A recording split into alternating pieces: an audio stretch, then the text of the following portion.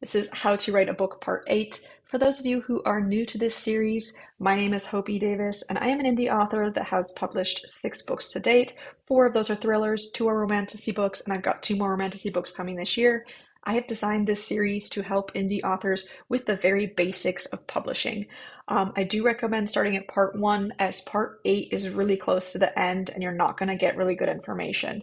However, if you just want to see what Part 8 looks like, keep on listening.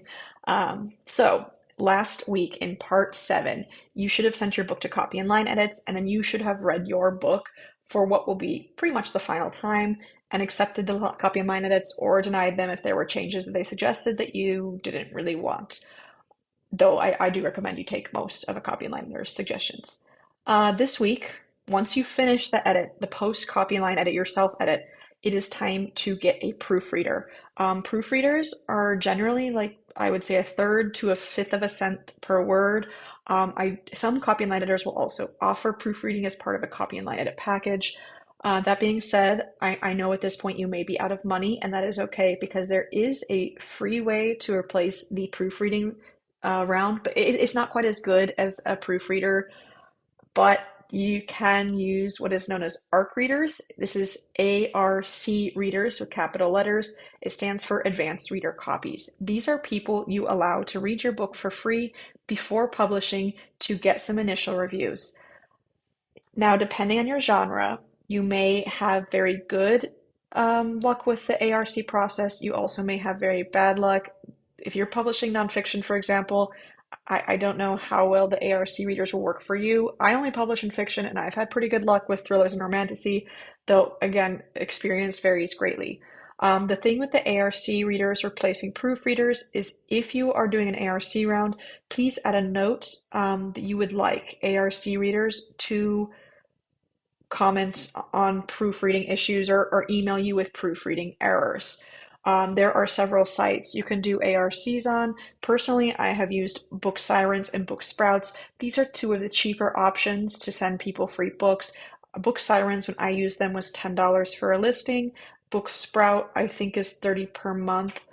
There is also NetGalley, which is $550, so $550 for 6 months. And I know this is usually beyond a lot of people's budget, which is why I don't really recommend it for everyone. There is also Book Funnel, which is another subscription one, and there's a few more out there. But basically, you need to find a program to send your book to readers if you are going to use ARC readers to help you with the proofreading process. Also, this should be, at this point, if you have not picked a publishing date yet, this should be at least a month before your publishing date, especially if the ARC readers are going to be your proofreaders, because you need time to go in and fix the errors before pub day. Which brings us to something else. If you are sending your book out to readers, you obviously need to format it for all of the websites you plan to have it on, whether that's BookFunnel, BookSprout, Book Sirens, or if you want to set up a pre-order on Amazon.com through the KDP system. Now, I will get more into the publishing platforms on the next video, but for the purposes of, proofread or sending your book to ARC readers, I recommend hiring a formatter. Formatters range in price. I've paid $300 for a format, and I've also paid $50. I personally am a formatter now, and I charge indie authors $100, and this is for all formats of their book. I would consider my prices to be mid-range. So a formatter will be able to put your book in all formats for you. If you want fancy stuff like borders, dark pages, illustrations, this is where you pay $300 for a formatter. Again, I know this is expensive, and there is an option to do it yourself. There are actually 2 options to do it yourself. One, you can watch a YouTube video on how to format a Word document. Obviously, this is not ideal if you don't have a Word subscription and you don't have the time and the patience it's going to take for you to learn to do this. I have formatted my books using Word before. It was very frustrating, and it did not always integrate with KDP well, which caused a lot of headaches and heartaches. Which is why going into option 2 is you can buy formatting programs yourself, learn how to use them, and format your book. This is a good idea if you plan to do a bunch of books. Like if you plan to publish at least 3 books, I recommend just getting the formatting program because it will pay for itself. The big programs right now out there are Vellum, which is what I recommend, but it is only for Mac. There's also Atticus, which I don't recommend because there are a lot of problems with the software, as has been reported to me by other indie authors, but this one does work on Windows.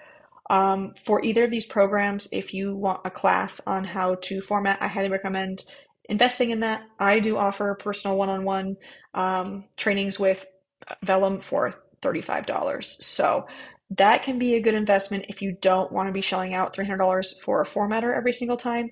But if you were just publishing one or two books, find a formatter who charges $5,200 and just pay for it because it will be so much stress off your back. As you can see, the videos of this series have gotten longer as we have gone, and we are getting more and more intricate, and this is also the part where you start to branch off. So my next video will be about where you're publishing, and so when you're choosing a formatter, that will come into play. So if you are not like desperately looking for a formatter right now, I would wait until next week when I post part 8 so you kind of know what you're looking at and what kind of formats you're going to need based on how you are planning to publish. So thanks for joining in. I hope this helped. Let me know if you have any questions.